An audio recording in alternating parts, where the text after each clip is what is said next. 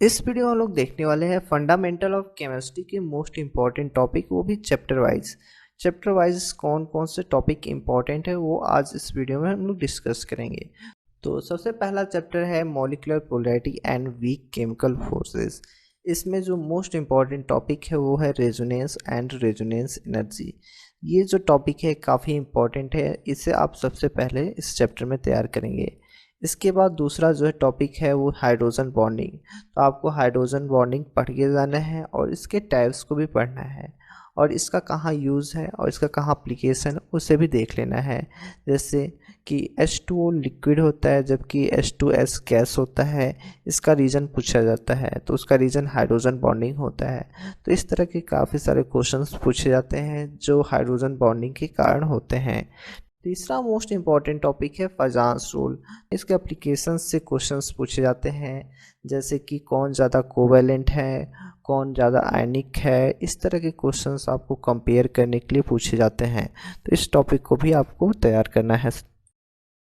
इसके बाद अगला चैप्टर है simple bonding theories of a molecule.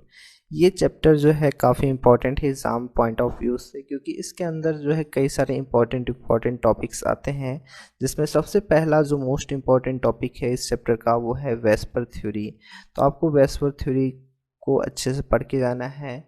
इसमें ख़ास तौर से शेप से क्वेश्चन पूछा जाता है, आकार से। जैसे NH3 का जो है शेप कैसा होगा, H2O का शेप कैसा होगा। तो इन सारे जो है टाइप के क्वेश्चंस को आप अच्छे से तैयार करना, जो कि वेस्पर थ्योरी के अंदर आते हैं।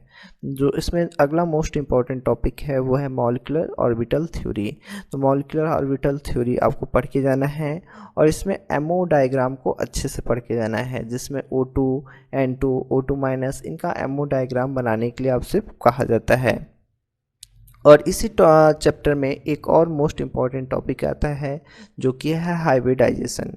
तो आपको हाइब्रिडाइजेशन जो है अच्छे से पढ़ना है, उसके टाइप्स को अच्छे से पढ़ना है, ठीक है। तो ये भी इम्पॉर्टेंट टॉपिक है। इसके बाद अगला जो चैप्टर है वो है पीरियोडिक प्रॉपर्टीज ऑफ एटम। इसमें मोस्ट इम्पॉर्टेंट टॉपिक है एटॉमिक रेडियस और उसके टाइप। तो इसे सबसे पहले आपको इस चैप्टर में तैयार करना है। इसके बाद जो है इलेक्ट्रोनिगेटिविटी, आयनाइजेशन इंथैल्पी, जिसे आयनाइजेशन पोटेंशियल या फिर आयनाइजेशन एनर्जी भी कहते हैं, तो इसे पढ़ना है। फिर इलेक्ट्रॉन गेन इंथैल्पी या फिर इलेक्ट्रॉन एफिनिटी, ठीक है, इसी का अल्टरनेटिव नेम है जिसे आपको पढ़ना है।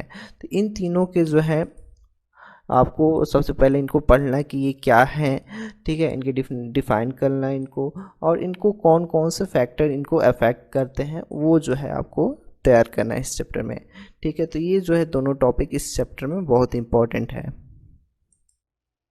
इसके बाद नेक्स्ट चैप्टर है recapitulation of basics of organic chemistry. इसमें जो है मोस्ट इम्पॉर्टेंट टॉपिक है inductive effect, electromeric effect, resonance effect या फिर mesomeric effect, hyper conjugation effect. तो यहाँ पे आपको हमने 4 इफेक्ट के विषय में बताया है और चारों में से कोई एक जो है कंफर्म है कि आपके एग्ज़ाम में आने वाला है।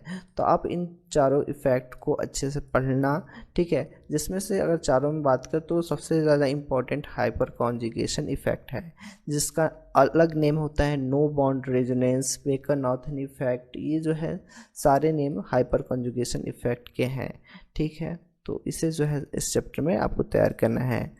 इसके बाद इसमें एक और इम्पॉर्टेंट टॉपिक है वो है वॉन्डर वॉल इंट्रैक्शन। इसे भी इस चैप्टर में आप अच्छे से पढ़ना। इसके बाद अगला चैप्टर है मैकेनिज्म ऑफ ऑर्गेनिक रिएक्शन। इस चैप्टर में जो है most important topic homolytic fission और हेट्रोलिटिक बॉन्ड फिजन है, ठीक है। तो इसे जो है सबसे पहले आपको पढ़ना है।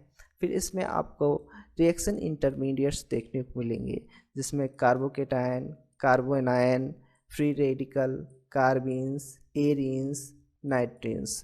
तो इन सबको आपको अच्छे से एग्जाम्पल सहित जो है पढ़ना है, ठीक है। तो ये जो है इम्पोर्टेंट टॉपिक इस चैप्टर में रहने वाले हैं। इसके बाद जो है लास्ट चैप्टर है स्टीरियोकेमिस्ट्री।